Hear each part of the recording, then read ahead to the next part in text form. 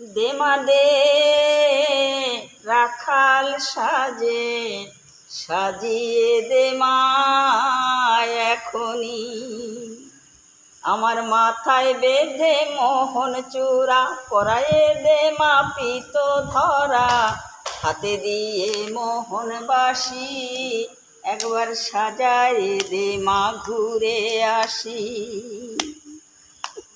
রাধে রাধে। কি সুন্দর প্রভু, তোমার দিদিমা তো খুব সুন্দর গান গেয়েছে। বলে কার দিদা? আমার তো না।